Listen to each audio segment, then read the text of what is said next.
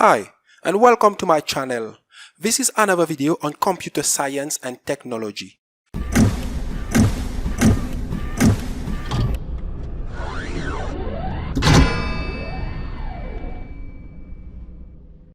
Today we talk about what is internet. Many of us are connected to the internet on a daily basis. Some of us are on social media, others are doing some research, some are reading newspapers, many learners are studying, and some others are checking online services like emails and so on.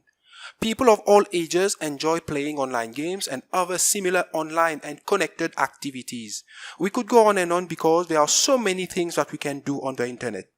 And since the introduction of mobile phones and other handheld devices in the last few decades, technology has become an integral part of our daily lives. But the question is, do we know how the internet works? In this video, we will look at the definition of internet. How does it work? The server-client model. How servers work. How messages are transmitted over the net. IP addresses and protocols, and the role of ICANN. Let's look at first things first.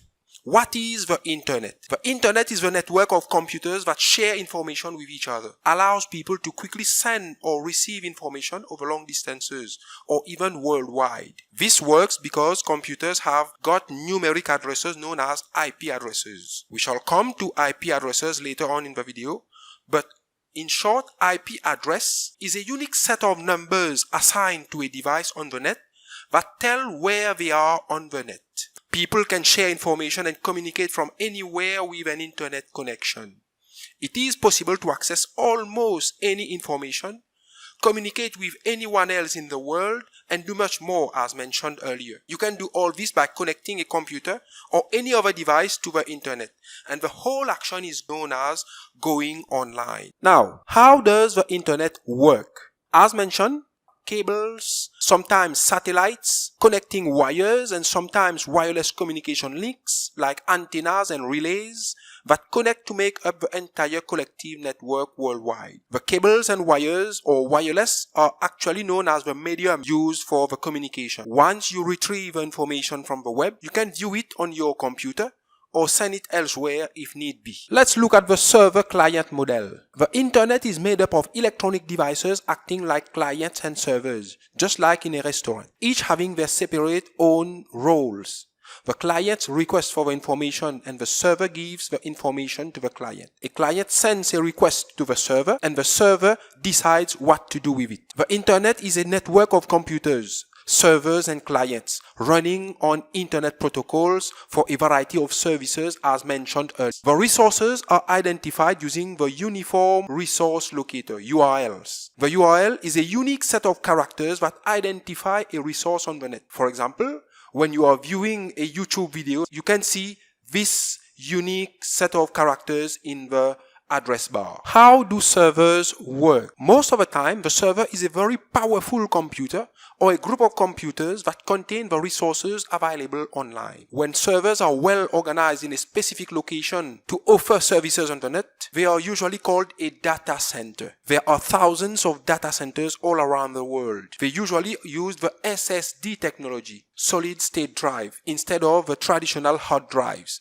due to the speed of SSD technologies. Servers can also provide more complex services such as database access or email services. Often, a given server is devoted to one type of service, but more complicated servers accept and respond to a variety of kinds of requests from the client. The way that data are transmitted over the network. Something specific about the satellite connection is that it is too slow, as the waves have to travel 22,000 miles from the sender to the satellite and then another 22,000 miles to the receiver. It takes some time for the message to travel such a long distance and therefore causes a delay in the message reception. And for optical fibers, it carries the information in the form of light pulses, sending and receiving data through pulses of light that travel down a glass strand, as you can see on the screen.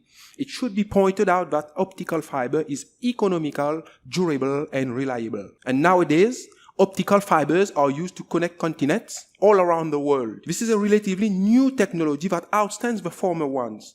The cables travel on land, under the sea, to transmit the messages through the cables in the form of light pulses. You have already guessed that the messages travel at the speed of light, which is very fast. Messages are transmitted in the form of packets, and the packets consist of binary digits, zeros and ones. The binary is a computer notation which consists of zeros and ones, as mentioned. It is used to represent almost all data that are saved on a computer or transmitted over the internet. Internet Protocol, or IP for short, is the backbone of the internet. Without an IP address, it is not possible to communicate over the internet or use internet applications such as emails. The most common type of IP address used today is IPv4, Internet Protocol version 4, which can be written as 4 numbers separated by periods. For example, the one you see on the screen.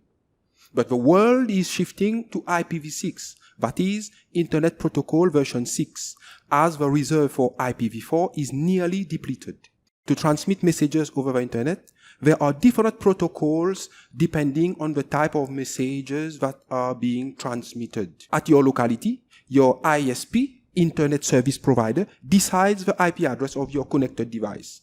Down here in my island, it is Orange and MTEL. Normally, we don't work with IP addresses directly, as they are very difficult to remember all these series of numbers separated by periods. But we do type domain names for search in browsers. Domain names are mapped onto IP addresses to display web pages and internet resources. When we type a domain name and search for it, the corresponding IP address is looked for.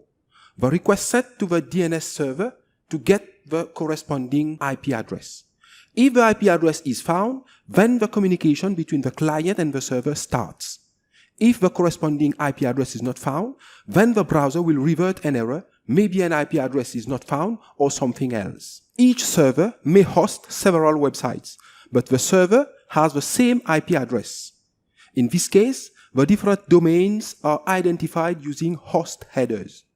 Just like the URL, the host header is a set of characters unique to identify a specific domain among multiple domains on the same server. Remember that a domain is a name you create for yourself or your business with a .com or .net extension.